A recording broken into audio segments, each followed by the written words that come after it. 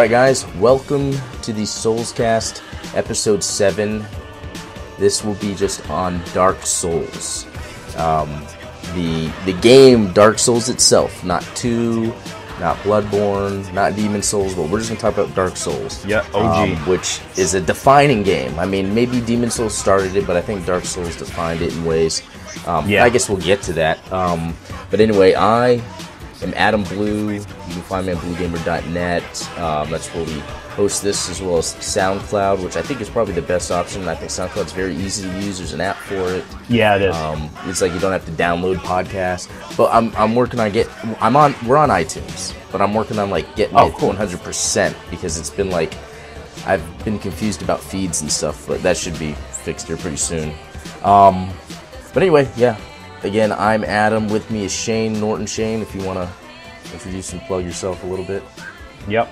Episode 7, still the same person. That's right. Still the same, all the same stuff. Calamete on Instagram. That's K-A-L-A-M-E-E-T. Which I'll actually be talking about that boss today. Finally, I'm excited to do that. Yes. Twitter. Where the name came from. Yes.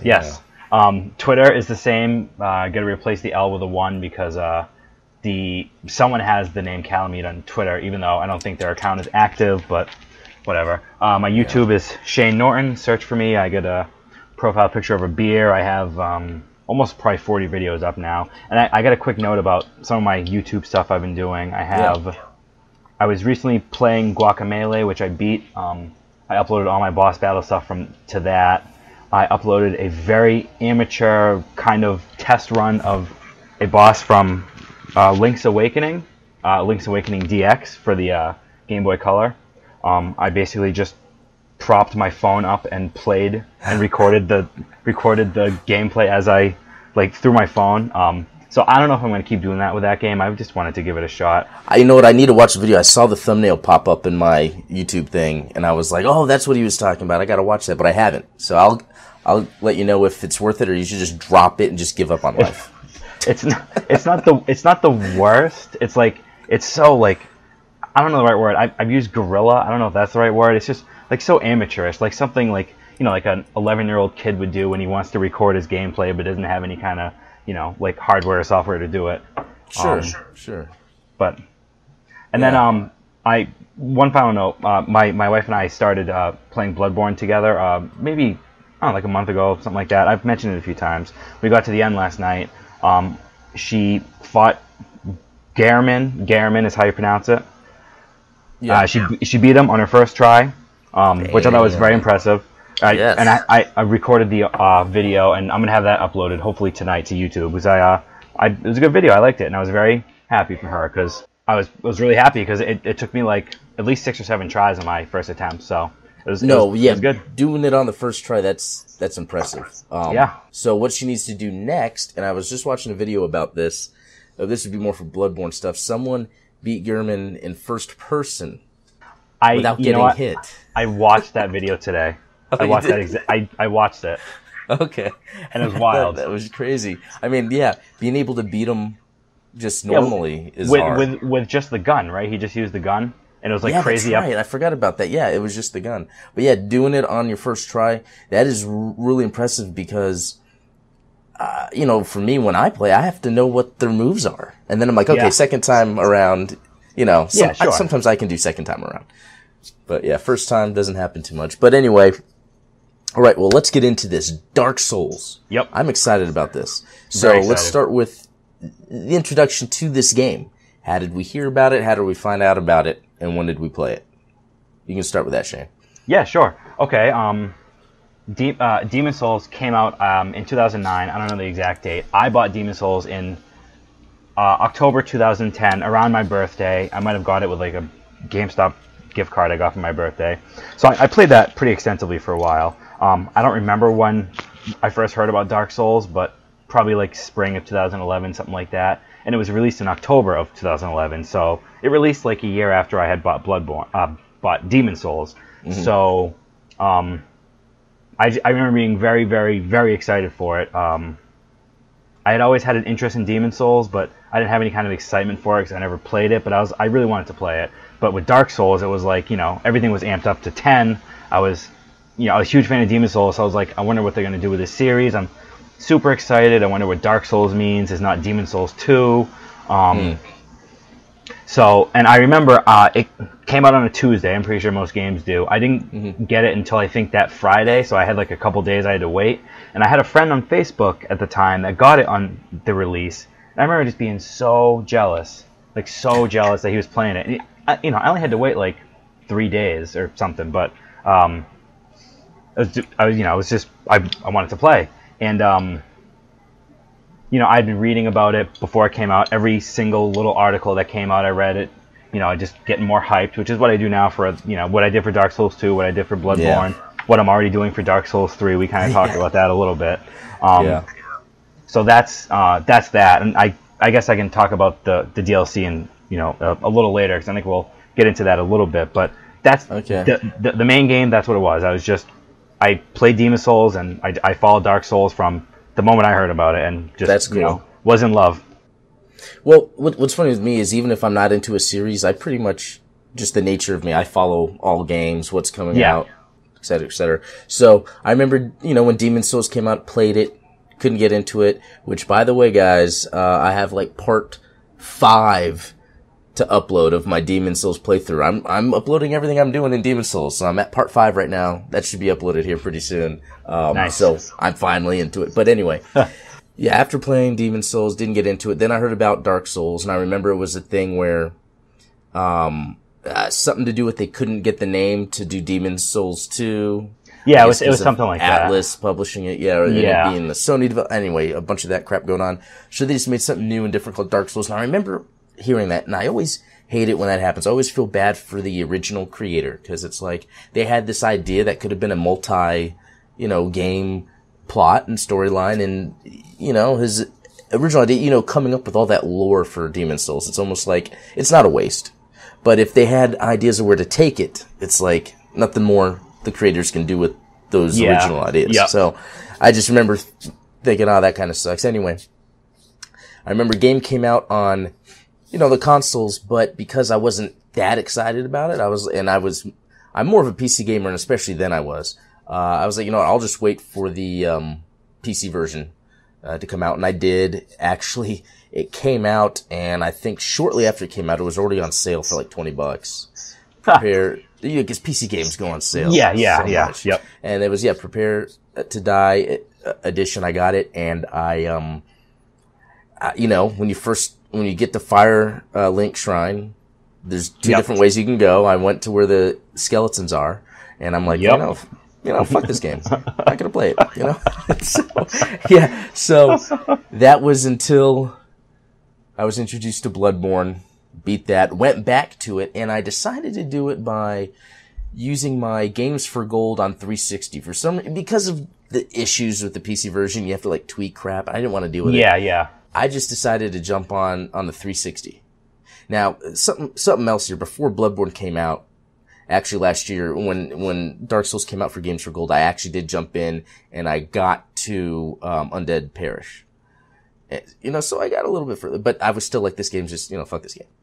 So I quit. I remember I just shut off the game. I was like, no. And then when I started back in May, because May is when I started Dark Souls, I started where I left off. Yeah. And something we'll talk about later, but 360 version, playing through Blighttown is probably the hardest difficulty possible. The frame rate is like 2 frames a second. Yeah, it's so bad. You can't see, and it's like, nah. But anyway, I like that story. That's how I got into Dark Souls. It was like, I knew. And out of all the games in the series, it was mainly Dark Souls. It's like, I told myself one day, I need to play, just for me personally, that I can beat these games, that I can play and I can master. And I did it. Yeah. It's a big deal to me. No, it's after awesome. all these years, Yeah. Anyway, so, the thing with these Dark Souls games is, how our builds are, weapons, and all of that. So with your first playthrough, you having experience from Demon Souls, what do you remember doing when you played Dark Souls? Unfortunately, I can't remember a lot of what I did specifically, because, again, it was 2011, and my memory just is garbage. And unfortunately, I wasn't writing about it back then. I wasn't doing my blog. I didn't start doing that until Dark Souls 2. So I don't have anything to reference, really. I do remember, as far as Demon Souls, I was, mostly strength. Probably all strength. Relied a lot on rolling, so I made sure I had light enough armor that I could roll fast. I used, I think the Falchion sword in Demon Souls. So when I first started Dark Souls, I used, I think, the same weapon, at least for a little bit. And again, Dark Souls, I went mostly strength. I don't like the slow fat rolling, they call it. So I like to stay light with the armor. Like the best armor I can get that's light, so I can roll around fast. I definitely was big into shields, so I was using I don't remember the shield, but whatever. Decent shield that I think blocked 100% physical and all that. So that's kind of what that's the knowledge I took from Demon Souls to import into Dark Souls. And then after I played a little bit and I got comfortable with it, I went through probably a bunch of weapons. I remember specifically probably my New Game Plus playthrough. I was using the Black Knight sword, which you get from the Black Knights in right. And that's random, though, right? Like, they might drop it, they might not. Yeah, the guys at the kiln of the first flame at the very end, there's all a bunch of Black Knights. Oh, that's right. That is true. At the end, you can get it like crazy. Yeah. I'm pretty sure that's where I got it. Because most of the time, there's the one outside Darkroot, and then there's one, and then you're just hoping they drop. And for me, I was never that lucky. But yeah, I remember at the end, repeating so many times, getting to the last boss, ended up farm. I might as well do my New Game Plus on 360. I might as well. Yeah, right? Yeah. But no, I used the Black Knight sword. I upgraded it to +5, which is as far as that one could be upgraded, and it was really powerful. Wow. So that's what I used. That's what I used for most of my probably New Game Plus and beyond. I think I did switch to something else. Again, unfortunately, I can't remember what it was. I do have one more weapon note. There was crystal versions of some of the weapons. Yeah. Which were really, really powerful, but you can't repair them. So once the damage goes to 0, then they're gone forever. So I had a crystal halberd, which was insanely powerful, and I only used it occasionally because couldn't use it too much because it would break and never be able to use it again. So I used it on certain bosses I had trouble with, and maybe I used it on Seath the Scaleless, that stupid dragon. I used it on him, I think, and then I used it on some other bosses just because it dealt more damage than I think any other weapon I had. So so that was a good thing to use. And then I'll say finally, I liked the bows a lot. So I used, I think the Black Bow of Ferris is what I used for most of, again, probably my New Game Plus playthrough. And then still the shield, whatever shield it was, and then the light armor. So that's basically what I did throughout probably the entire game. Because this was before Bloodborne, so I was still, I didn't have that almost running gun mentality of right, dual wield and no shields and just go real fast. So I was pretty timid, I guess you could say, throughout that game. Well, it's easy to be. It's just crazy how depending on how you play, not even depending on how you level your guy, you don't even have to level your guy. In Dark Souls, if you know what you're doing, you can run through, no leveling, just destroy everything. Yeah, exactly. So for me, coming from Bloodborne, immediately, the difference was the speed. But, the one thing I don't know, it took a while to click for me, but and the same thing actually happened in Dark Souls too. So for Dark Souls, it was, I didn't know what weapon to use and what to spend my time upgrading. I just didn't. I killed and I didn't mean to, the merchant, in Undead Burg. Burg, and got the Uchinaga, or what do you call it? And that was actually doing fine for a while. Yeah, that's a cool weapon. It was fast, but just not powerful enough. I think it's just, I'm the type, and maybe similar to you, where I just need a strong weapon. I'm just comfortable that way. I like to time my hits correctly, so I want something powerful. So I, just read some, hints online, and someone's like, well, if you want to, you can run through the graveyard at the beginning where the skeletons are, and there's a bunch of little things you can get that might help you, and one was the Zweihander, if I'm pronouncing that correctly, I don't know, but once I got that, I was able to destroy the Capra Demon, and then I felt like I got it. Like, that's when I really felt like I got it. Now, I don't remember, because right after the Capra Demon is the Gaping Dragon. The Gaping Dragon. And that was easy for me. Like, so, it was knowing I had the Zweihander to kill the Capra Demon, and that made me feel better, and then I took out the Gaping Dragon, and it was like, almost, I'd say third try. What happened was I was cursed, and I was almost killing him cursed. I was like, I got this. I bet if I go trek all the way back, get, the uncursed thing, then I can kill him, and I did. And, not like the other bosses were that easy, but that was just like the motivation I needed. It's like having the white weapon when you feel like you've killed an enemy that's hard, like, then you really appreciate that weapon. Yeah. And I used that weapon for the rest of the game and beat the game with the Zweihander. Upgraded to, I think it can go to plus 15. In Dark Souls. So I just used that the entire time and, beat it. And I was very happy about that. So pretty much in just strength the whole way. Strength, vitality, endurance. I would read a little bit about armor to get, and I had because it's actually pretty easy to get the Elite Knight armor, kind of the, is it the Elite? No, it's the Elite Knight armor. Yeah, it's like what's on the cover or whatever. It's like the main. Okay.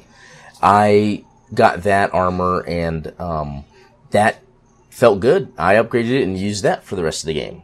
Like, it was, and that's one thing that's hard with Dark Souls for me when it comes to making a build. Like, I really don't know what armor I should use. It's like, it feels right. I'm just gonna go with it. And there's lots of choices.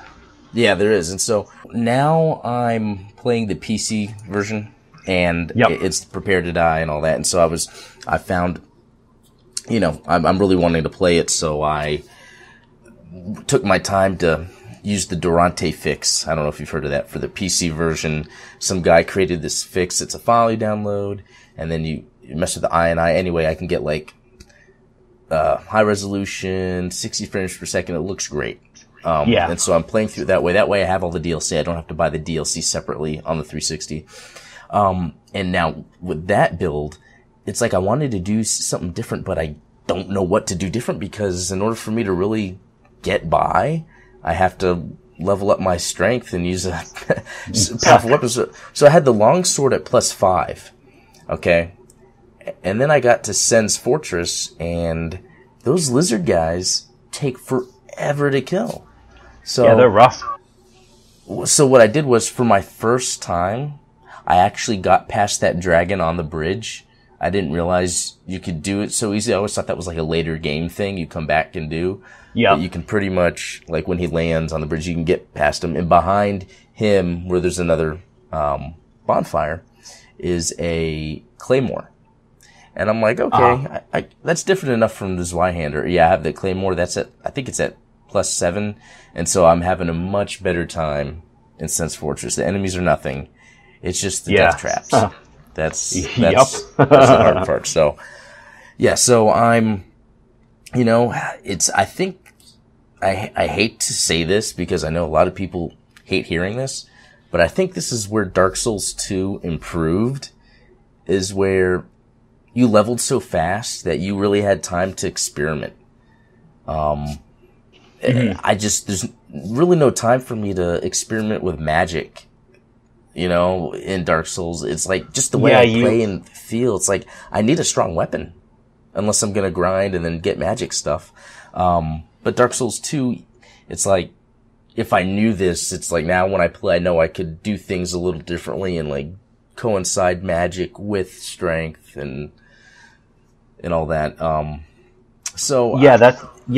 is something about Dark Souls. If you want to do a magic build, you kind of need to know it right off the bat. Like, you want to do magic so you can start leveling up the correct stats, at the beginning of the game, as opposed to Dark Souls 2, where you can just level up a bunch of different things, or you can get the items that like respec your character, so you can just do whatever the hell you want, and that was nice in that game. But yeah, so if you want to do a magic build in Dark Souls, for the most part, you need to kind of have that information handy going in. Right. Okay, and so playing PC version, Prepare to Die edition, that obviously has all the DLC, which is something I haven't played because it wasn't in the 360 version. But I know you've played the DLC. Yep. And why don't you tell me about it? Sure. I can tell you, I won't spoil anything. I'll tell you that without looking it up, because I looked up a few things today just to refresh my memory, but it has like 3 or 4 new, like, pretty decent sized areas. There's like a woodsy kind of area. There's a township, which is really, really cool. And then the final area, which is kind of a big other area. I won't spoil it. So there's like 3 pretty big areas.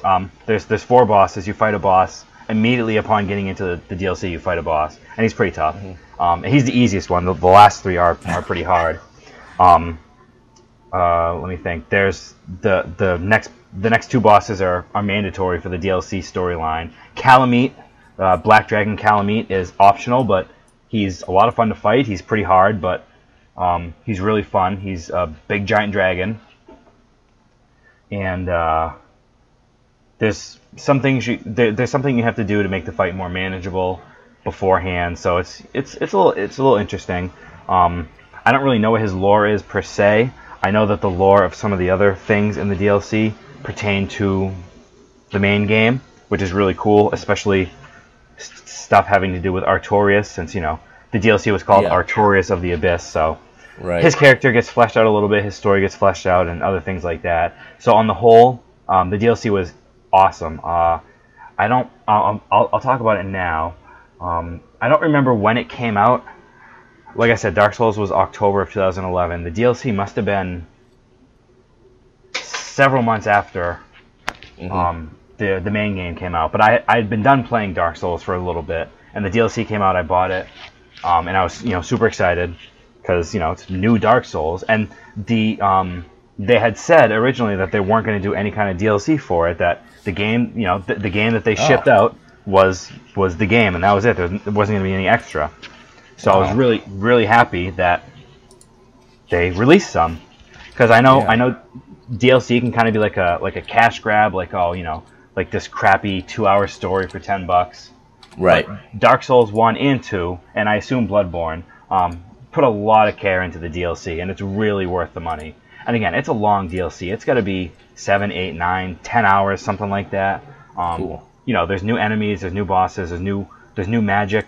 An entirely different type of magic that plays a prominent role in Dark Souls 2. It's like the dark magic. I don't remember exactly what it's called, but that is introduced in the Dark Souls DLC.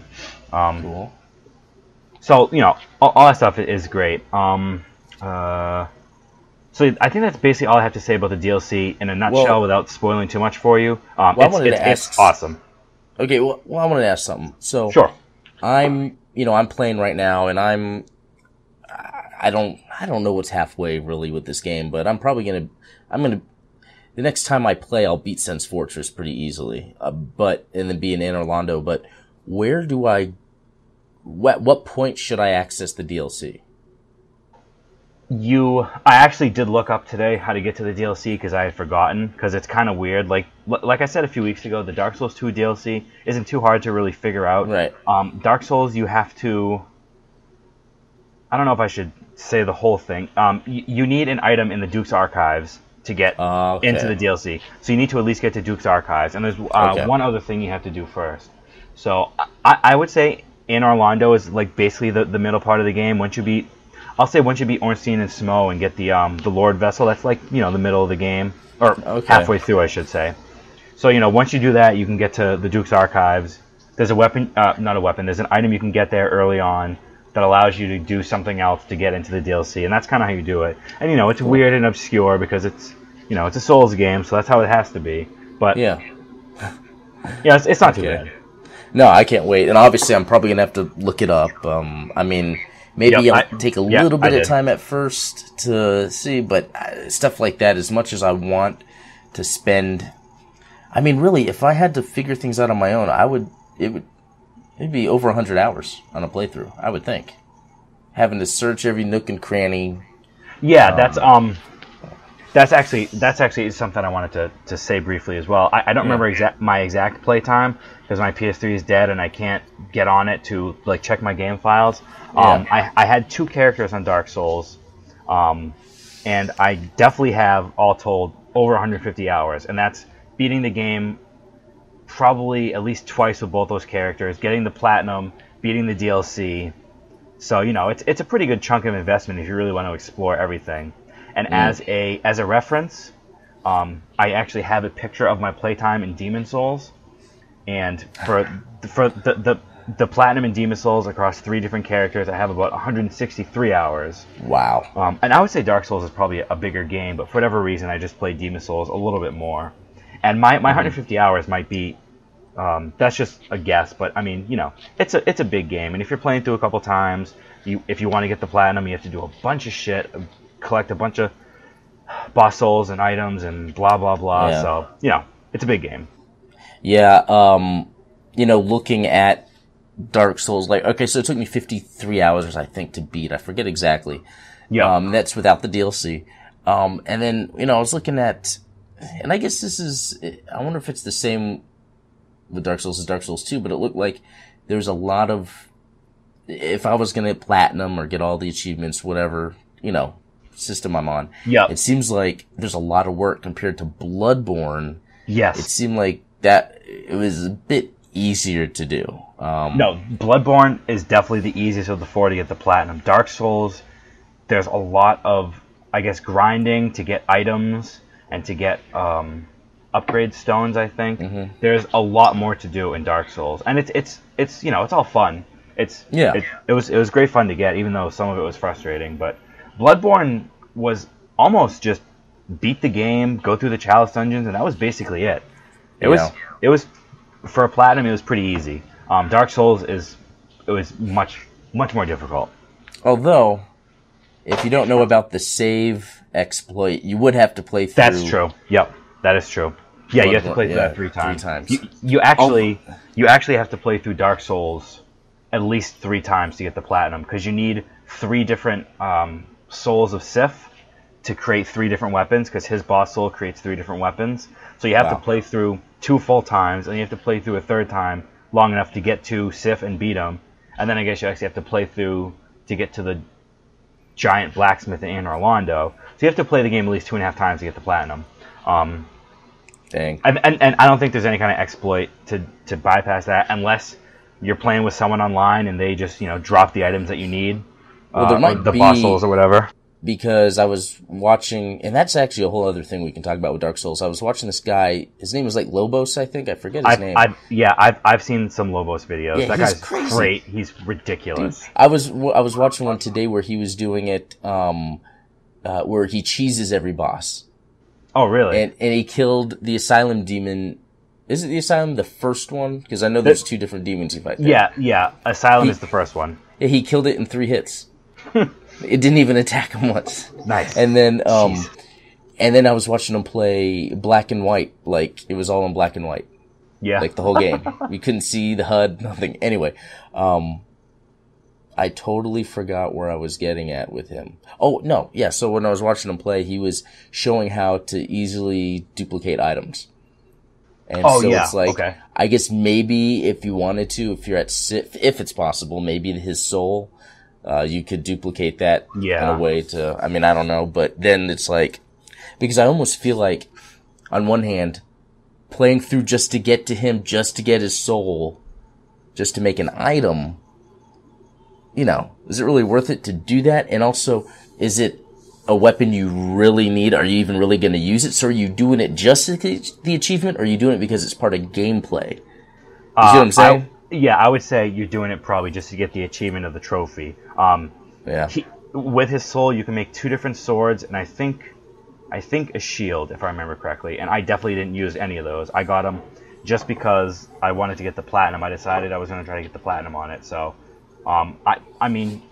you could use the weapons, I guess. You could use the sword you make, but I don't know how great they are. There's definitely better weapons at any rate.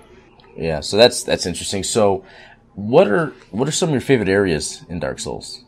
And this could be every area. It really could be just every area. Dark Souls has a lot of great areas. It has some that kind of suck, but I'm going to talk about the least. I would assume the least popular area in the game, an area that we talked about just very recently that I assume you don't like, Blighttown. I actually like Blighttown. I don't mind it. I know that the frame rate is horrible, and I don't know how a company releases a game, and even in 2011, that has frame rate, that's that bad. That's just something that FromSoft can never seem to get away from. Although I don't think Bloodborne had really any frame rate issues. I've seen like 1 or 2 times my game is bogged down. Apparently, and I don't notice this that much. Yeah, there's been a couple times. I even had it happen to me today, but apparently the game has a constant frame stutter. It's actually not at 30 FPS the whole time.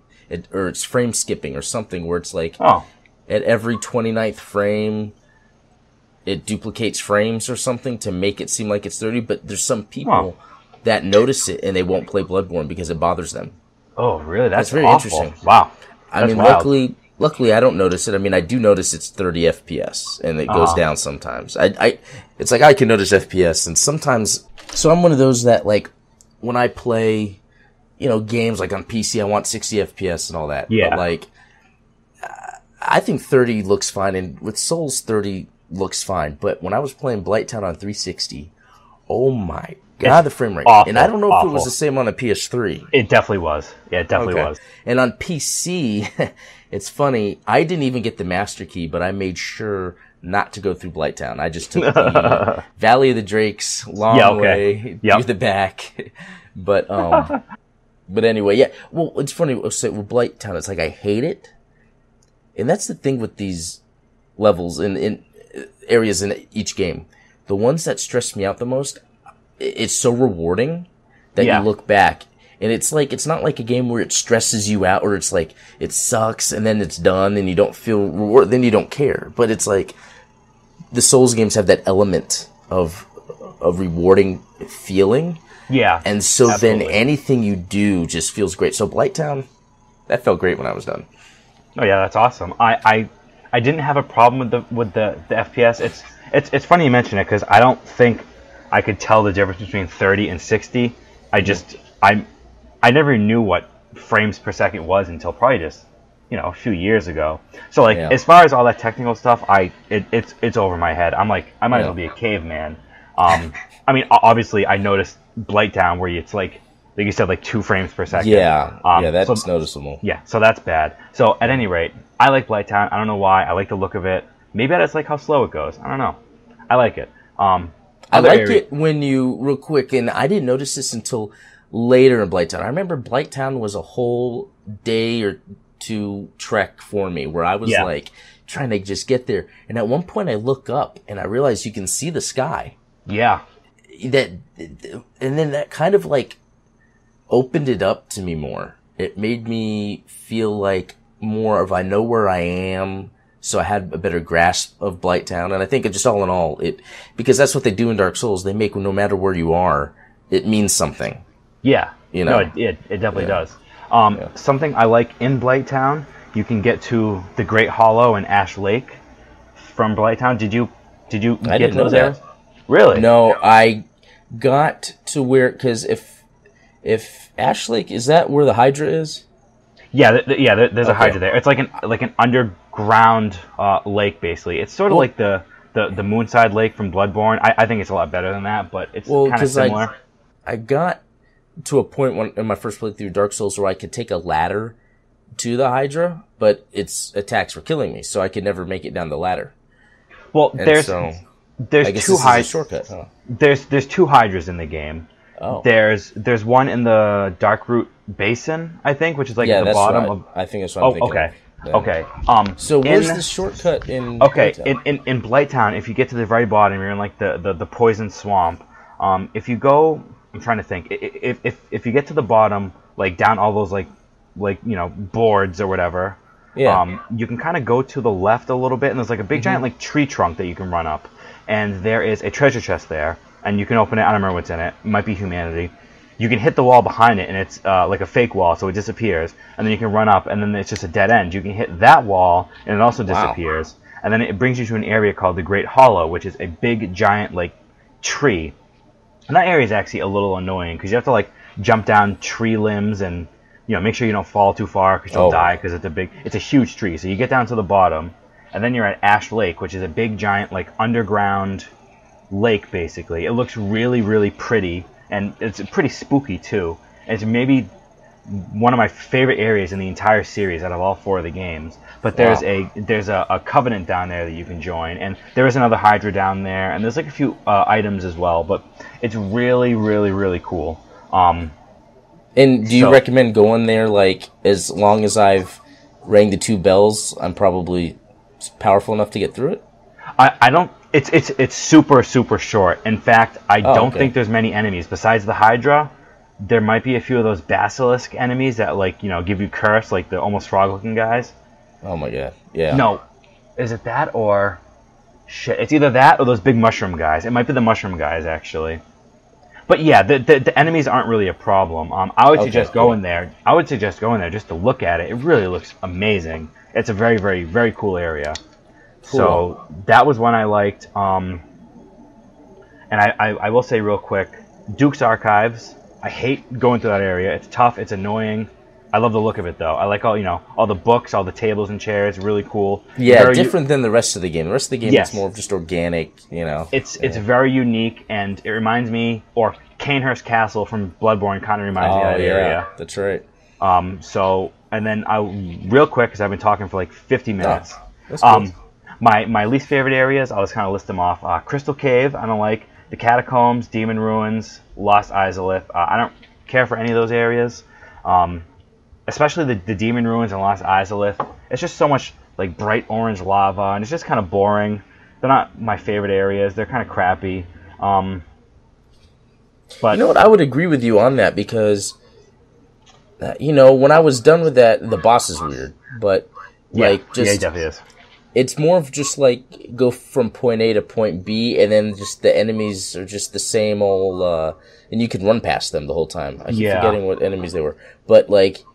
Yeah, it was neat, but it wasn't like a big deal. Well, from what I understand, I guess the second, and I might have this wrong because I haven't read up on Dark Souls in quite a few years, but the second half of the game was kind of rushed compared to the first half, so that's why places like mainly like Demon Ruins and Lost Izalith are kind of like almost empty looking. They're kind of boring compared to like. Compared to like in Orlando, which is very detailed, or even the Undead Burg, or even Blighttown for all its bad frame rate. So the second half of the game is kind of crappy. I don't want to use the word crappy. That's unfair, but yeah, I know what you mean. Because it did seem like the second half of the game, I was really just getting through it. It was just okay, beat that. Yeah. Yeah, I can see that. All right. Well, for me, I agree with you with all this stuff. Okay. So Sen's Fortress, like, I understand the point of it is the traps. Yeah. I just, it's almost like it's not like it's bad design. That's like the point. So it's like that's one that I really dislike for what it is. Yeah. And it does a good job of what it is because it's funny because on the second playthrough, like, I forgot, like, one entrance I go into where a boulder will come down. Yeah. It's like, I remember I got past the first one, and then I die immediately. I'm like, shit, I gotta travel all the way, fight those snake guys again. And it's like, I remember what I was doing is if I die, I'd quit. Because I'm like, fuck this. I don't feel like doing this right now. And then a couple hours later, I'm like, alright, I can get back to my soul real quick and maybe get a little further. But oh my god, I finally got the shortcut open, so now I just got to go back and get to that there's a hidden bonfire there, so I just got to get back to that. But other than that, like, and what was interesting, so I think it was the Crystal Caverns. Is that what it's called? Crystal Caves? Crystal Cave. Yeah. Yeah, like, Crystal Cave. When I think back on that one, I don't have like awesome, like when I think back to things, it's almost like what was my rewarding experience. Yeah, I didn't really have it much with that one, even though it seemed like it was cool what it was doing, but then like, it having invisible paths, that gives me huge anxiety every time. I've gone through that area probably like 100 times, and every time I have to run over those invisible paths, I'm always like holding my breath and hoping I don't fall, even though I know they're just straight paths, but horrible anxiety. Awful. And, well, for me, I'm thinking like, are they just doing this for the sake of let's make it hard? But then it's like, well, people could put down messages. So was the design decision like, we want to make this a co-op area in the sense that people are leaving messages for the path for you to follow? Sure. Yeah.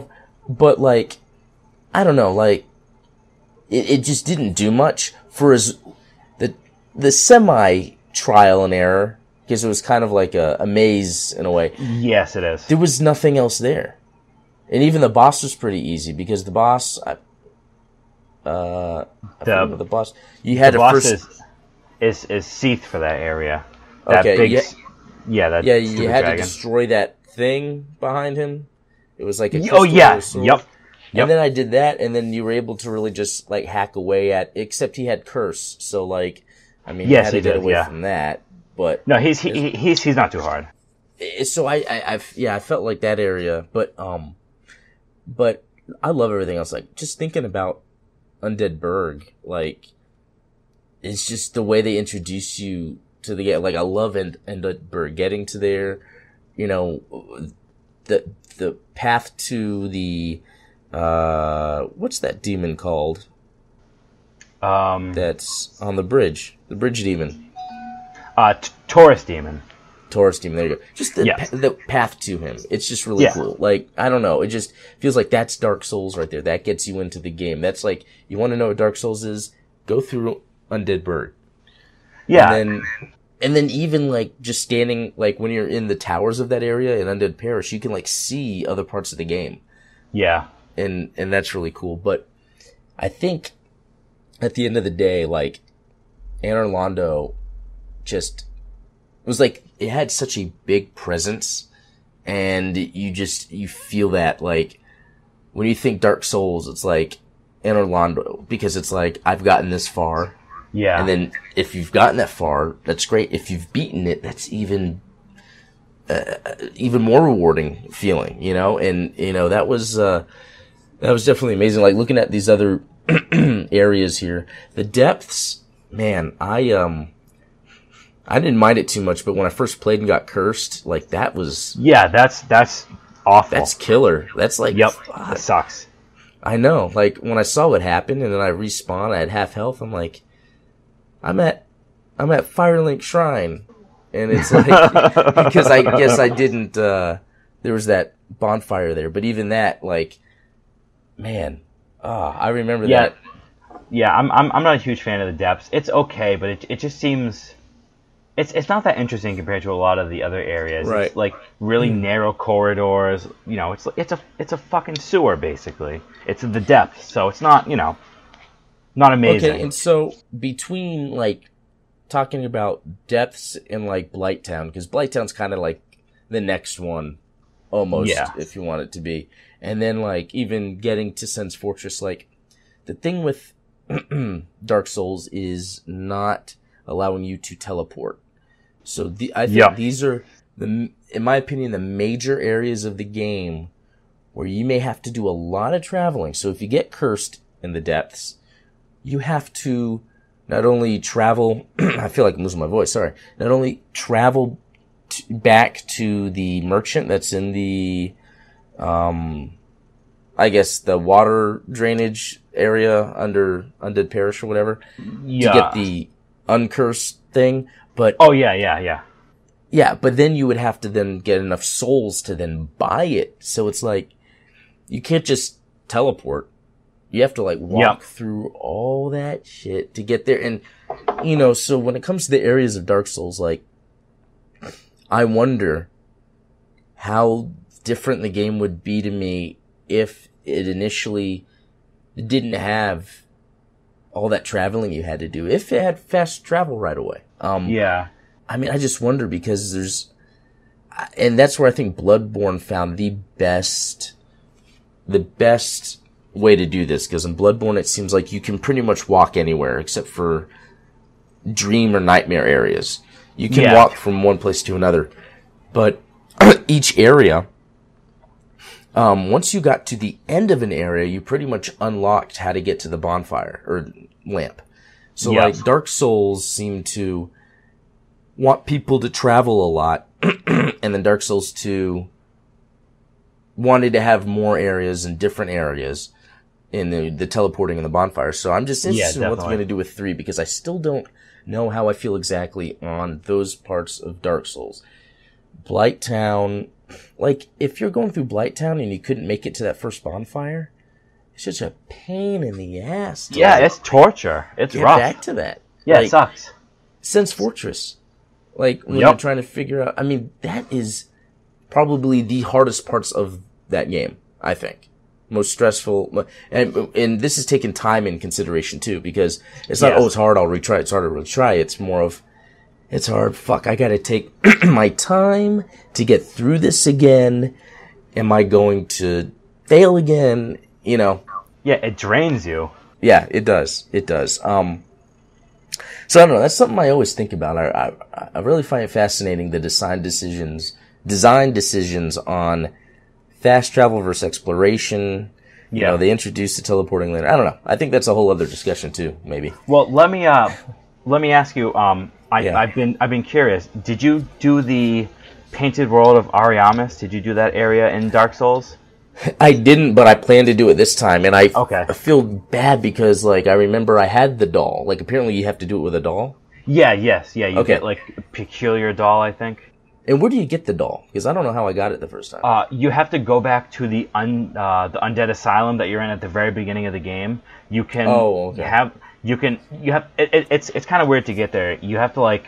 No, I remember how to get there. Where you jump off on the roof, get back into the nest, and all that. Yeah, that's because I had the doll last time, and I remember reading about doing that, and I just didn't do it, and. Man, that's a very cool area. It's almost like DLC built right into the game. It's a really cool area. It's very like snowy. Yeah. It's a pretty big area. It'll take you, at least probably an hour to get through the whole thing. And there's a boss at the end, and not super hard, but it's kind of a cool boss. And it's a really neat area. And again, it's pretty unique for the series up until Bloodborne. That also, Cainhurst Castle reminds me of the Painted World because of all the snow and like a big castle. So it's still unique. Oh, and there was that Dark Souls 2 DLC that was all snowy as well. Yeah. But the Painted World was the first snowy area, so I was just curious if you went through that because I wanted to ask you and I just never had the opportunity to. Yeah, I got to. That's where I'll be doing this next time. So let's move on to bosses. Yes, let's. You might have more to say than me, so let me just get mine out of the way real quick. So yeah, sure. I think every boss was awesome in Dark Souls. I think every boss was it's really cool. Like, for me, like, the Capra Demon, I think the real enemy of that boss fight was the room you were in. You were in a small room I agree. That you had to, and then I figured it out. Like, now every time I do it's pretty easy. I go up the stairs and then you can kind of like go off onto like the side. Yeah. And he can't get to you, so he just falls, and then I just fall on him. I just get up there real fast, kill the dogs, whatever. But I like how that fight really makes you... It's not just about standing there, blocking, I'm going to attack. It's like, you're at the beginning of Dark Souls, and they're like, this isn't a normal boss fight. You're going to have to use your environment on this, So that was pretty neat. And then other things that are pretty cool were like the Moonlight Butterfly, because it was just like awesome. It was just like a weird different thing. But yeah, they were all pretty cool in the end. I mean, like, I love the designs. Like, everything was designed very different. I liked Nito.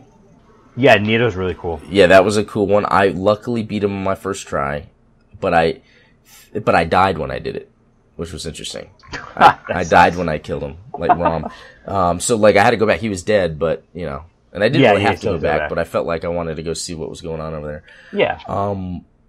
And yeah, everything was just different, especially when they introduced the gargoyles. How it was more than one. You know, that was like what, you know, and every boss was different. So then we get to the obvious, which is ONS, Ornstein and Smo. Iconic. And for me, I think that's a major one. So how about you go through yours, and then we'll talk about ONS. All right, that sounds like a fabulous idea. I have in our notes basically 2 giant paragraphs. I'm going to try to keep it as not. I'm not going to try to overtalk because don't worry, Shane. You know what? We will have a bosses podcast. I was going to say I could talk for probably 9 hours about the bosses on all these games. So we'll have 9 podcasts about bosses. No, that's fine. And I don't know how much I want to test the listener's patience at this point by having like a 90-minute podcast. So here's what I'll say, and I actually have to start off with a bit of a diatribe here. So stay with me for just a moment. People complain a lot about Dark Souls 2 about the bosses, about how they're boring, they're reused, they're kind of lazy designs. And I'd like to just, for those people, consider the following. In Dark Souls 1, you essentially fight the same boss 3 times, being a Silent Demon, Stray Demon, and Demon Fire Sage, who's the same, but he's just got fire. Several of the bosses are reused as enemies. Those would be Capra Demon, Taurus Demon, Moonlight Butterfly is an enemy in the Crystal Cave, Pinwheel is an enemy, and I actually forgot until you just mentioned, the Gargoyles are also enemies that you see in Anor Londo. And even a few bosses are kind of reused bosses from Demon Souls. A Silent Demon is essentially just a graphically upgraded version of Vanguard from Demon Souls, and the Gargoyles boss battle is just a extension of a battle that's very, very similar from the first Demon Souls game. So I just wanted to get that out of the way. I feel like I'm always trying to defend Dark Souls 2, and I don't want to take anything away from Dark Souls because Dark Souls is an incredibly amazing game. But people just need to realize that Dark Souls 2 isn't perfect. The first Dark Souls wasn't perfect. Demons wasn't perfect. Bloodborne isn't perfect. Whatever, they're just games. So now that that's out of the way, bosses. I really liked Sif. His lore is fabulous, and that includes. Actually, never mind. I'm not gonna say anything. His lore is fabulous. I really like his design. It's cool. It's subtle. Because he's just a big giant. And wolf. I think he was really a challenge. Yeah, he's tough. He's a boss that the game kind of lags on too. I noticed. Frame rate's not great for that one, at least on the PS3. And it's also very, very sad, because towards the end of the battle, like when he gets down to maybe a quarter of his health, he like limps around. And, wow, I didn't notice that. Really? Next time you fight him, get him down to like a quarter of his health and watch, because instead of running around, he like limps. No, I'm gonna make sure I hurry up and kill him because he's gonna kill me. No, you don't even want to kill him at that point because you feel so bad. And there was all these rumors and stuff circulating online, like, oh, is it possible to spare Sif? Can you not kill Sif? And you have to kill him, obviously. Interesting. So I really like him. I think he's a great battle. He's fun. He can be tough. Great design. All that. We briefly talked about Moonlight Butterfly. I think I guess it's a she, or he. I don't know. Really That's cool. sexist, okay? Just because it's a butterfly. Sorry. Sorry. Nope. Men can be beautiful butterflies too, and there's nothing wrong with that. Moonlight Butterfly. Whatever this. Seriously. Sorry. Moonlight Butterfly, not very hard. It's a very cool battle. I like it. The atmosphere is great. The music is amazing. It's very it really just it takes you out of the game because you don't expect this. It's really cool. Ornstein and Smo, they're the iconic battle of the game. I can't say I'm a huge fan of fighting them, but they're great. They have some cool lore. they're interesting. It's kind of like you're not expecting to have to fight these two guys in the middle of the game. Basically, the hardest battle in the game, right in the middle. Definitely. So I think they're cool. And what's interesting about them is that different things happen depending on the order in which you beat them. Yeah, exactly. It's a different, because then they have their second forms, and oh man, yeah. No, they're very nuanced. There's lots of different strategies you can use, so it's pretty cool. I will say, Ceaseless Discharge, kind of a weird battle. I think he looks really awesome. I like how he's just a big giant, huge monster. Kind of a weird battle because you can fight him normally. There's the strategy I use to fight him normally. Once you grab the gold hemmed set, that armor from like the altar, there's like this kind of like tunnely kind of area right next to it, and you can run in there and he'll like slam his tentacle down out of your reach, and then you can hit it a couple times. But you can also lure him down the path, down like the path that you go up to get him. If you just lure him, have him follow you, he'll eventually like fall off of a giant cliff, and he'll just die instantly. Wow. Which I think is the way the developers wanted you to fight him, because he doesn't just fall. He like falls and grabs on with a couple of his tentacles, and you can like slash away at him, and he'll fall down and die. So I think that's what they meant for you to do. So I think he looks cool. Kind of a dumb battle. I think Gaping Dragon looks awesome. He's very ominous. Yes. It's, scary. I like the Four Kings battle. I think it's pretty tough, but it's fun, and I think they look really cool. And just fighting in the abyss and in just pitch blackness is really cool. And I will say two more things real quick. The Bed of Chaos is a horrible battle. I think it's absolutely awful, and it's absolutely my least favorite battle to fight in the game. Not fun. Yeah, you know what? With that one, I would say like the way they made it to where if you die and go back, it's like. Yeah, it doesn't reset. The game knows that it's so shitty that even if you die, it's not going to reset itself. So thank God you don't have to. I know there's people. I've seen videos that they can run up and beat the boss in 2 minutes without any problems. I cannot do that. It's that falling, Yeah, exactly. Yeah, it's all it is. It's so hard to dodge. And finally, Calamite. I kind of said it before. He's my favorite boss from the DLC. He's hard. I think he's really, really fun. There's 4 bosses in the DLC. He's one of only 2 that I beat on my own. I had to summon help for the other 2. So Calamite is great, and probably my favorite looking dragon in the whole series. And now that I'm out of breath, I think that's it.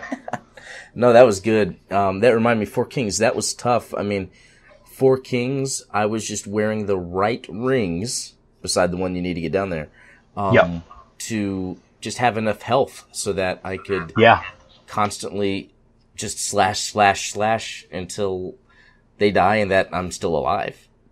Because, I mean, there was, I think for that boss in particular, I think I farmed just enough. So I don't think it was right then. Or maybe it was then, is when I had my Zweihander at plus 15. And it was the only way.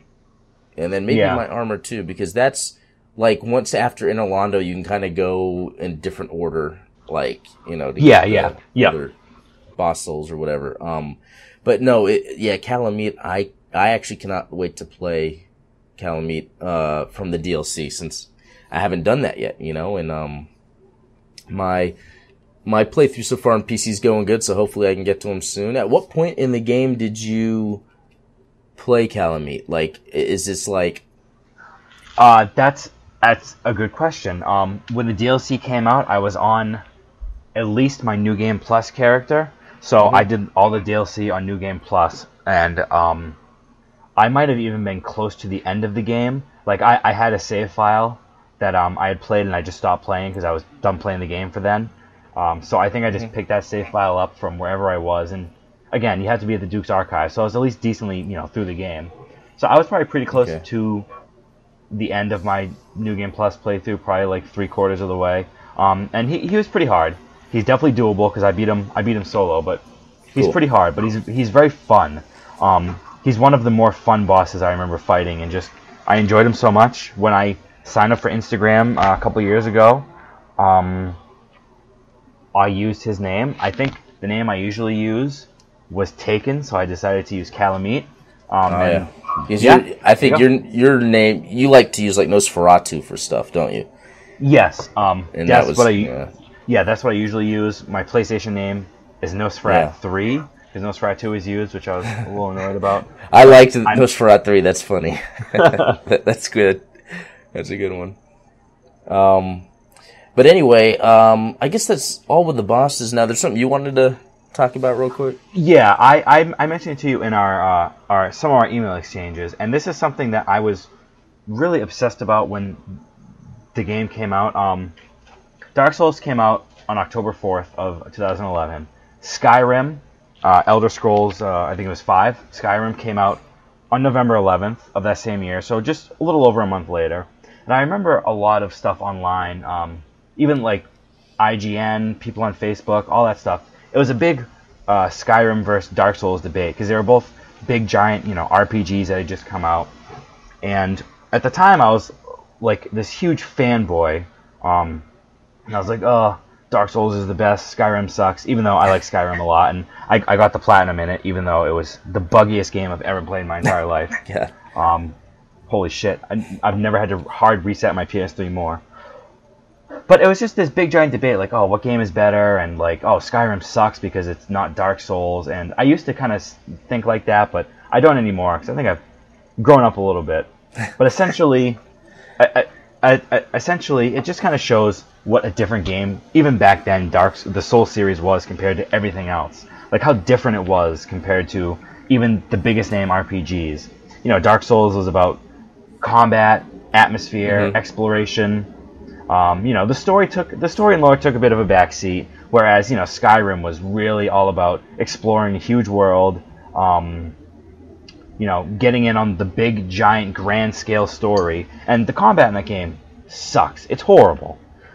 So different games, but you can even see back then that Dark Souls was special, and it's just there was no other game like it.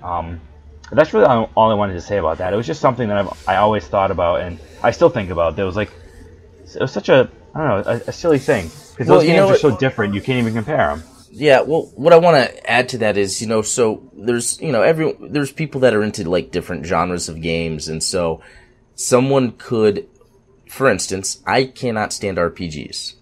I don't. So much story, so much talking, and normally an RPG isn't made for its combat mechanics, so then the combat's boring. Okay? Yeah. I don't like RPGs, but then there's people that love RPGs, and they love action games. So then Dark Souls does exactly, what they would want. Yeah, that's perfect. But so for me, I don't like RPGs, but Dark Souls still does exactly what I want. So before Dark Souls, my favorite fighting, I mean, and this is by a huge margin, like the Ninja Gaiden on Xbox, I thought was had an incredible combat system. Okay. Yeah.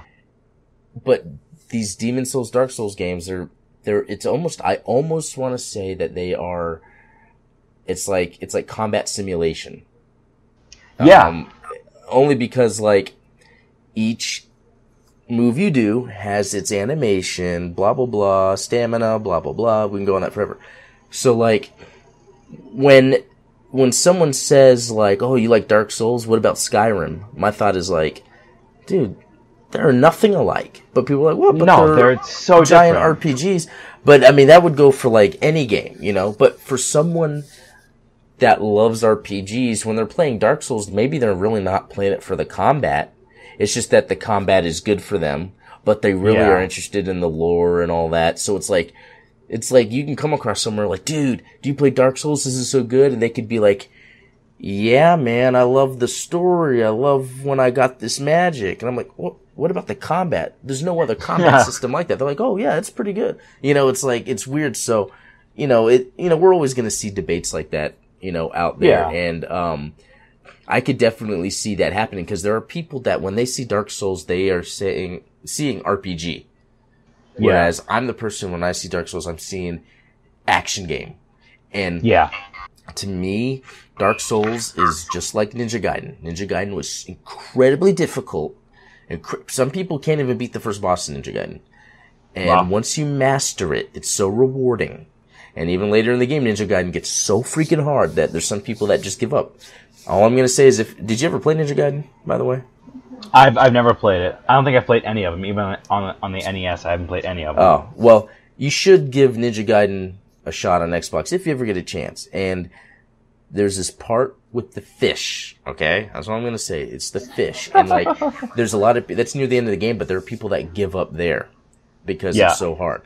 But it is so rewarding, like Ninja Gaiden. Anyway, so I think these debates are interesting. I really do. So I think it's cool you bring up Skyrim. It's possible I do own Skyrim.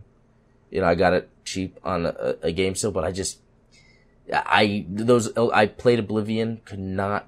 The combat is just dumb. It doesn't make sense. No, it's awful. It's horrible. It's horrible combat. So I just stopped playing. I was just like, you know what? They're going to make me talk to people for so long, and I don't even like the combat. So I'm just going to stop, you know.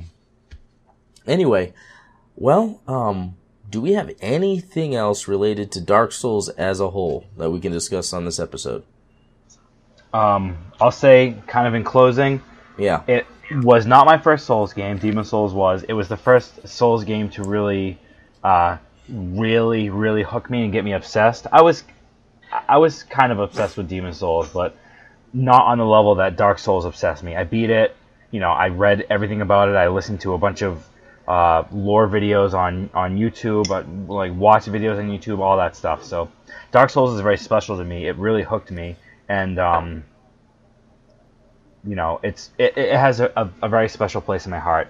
I might consider Dark Souls 2 a better game, and I've probably said that a few times, that I think I like it better, but I don't know. Today is a day I might say that Dark Souls is better than Dark Souls 2. It's one of those things. So it holds a very special place in my heart. Yeah, you know, even though it's only been a few months that I'm getting into these games, I sometimes think to myself, what do I like better, Dark Souls or Bloodborne? Bloodborne became my newest, like, favorite game of all time, but after playing Dark Souls, sometimes I think that is. I think Bloodborne is near perfect. I think Dark Souls is near perfect. Like, for me, what stands out with Dark Souls is when I'm debating what is the intent and design with, you know, the long distance travel you have to do at the beginning of Dark Souls. Should that be there? Is that part of the gameplay experience? That's something I personally will be debating in my mind that stops me from saying it is the perfect game. Yeah. But like, I am now obsessed. Like, after playing Bloodborne, then playing Dark Souls, realizing, yes, this whole series is great. And I have a little shrine now, a tiny little shrine I built on top of my bookshelves. That's awesome. I even though I owned the 360 digital download and the PC version, I went ahead and bought the 360 game case of Dark Souls, so I had a game case to display. I mean, that's just, I think Dark Souls is just, it's just great. Like, I'm out of all the games, that's the one I'm playing. I mean, I'm playing through Bloodborne again just to be honest, I'm playing through Demon Souls right now, and I'm starting to feel a little Souls fatigue. So I'm breaking it up with playing a little Bloodborne, and then playing a little Dark Souls, and then something else. Yeah. But anyway, I agree with you. Dark Souls it's just fantastic. You know, we'll probably have more to say on that. Dark Souls is my, like, Bloodborne to you, basically. Oh, really? Okay. Well, would you say Dark Souls is like a defining game of that generation of consoles? Yeah, I really think it is. Dark Souls, I think I have no idea what the sales figures are. I would assume it probably sold a lot better because it also because it was on the 360, because Demon Souls was a PS3 exclusive. But I think it's one. If someone was buying either a PS3 or Xbox 360 and asked, like, what are 5 games I need to buy, Dark Souls would be number 1 on that list. And I'm obviously a little bit biased, but even so, if you like any kind of RPG, action, exploration, anything that has just weird, you know, big giant monsters, lots of big giant monsters, a great story, even though you kind of have to work to find it, I would say it's definitely defining. a defining game of the generation, one of the best games to come out in the last generation, probably my favorite, one of my like 3 or 5 favorites to come out that I played in the PS3. So yeah, I would say absolutely. Yep. Cool. Okay, well, guys, that is it. That is the word of Dark Souls. If you're going to take it from anyone, you're going to take it from us. I'm Adam Blue. Yep. Shane Norton. Guys, thanks for joining us for episode 7, and we'll see you in episode 8. Bye-bye.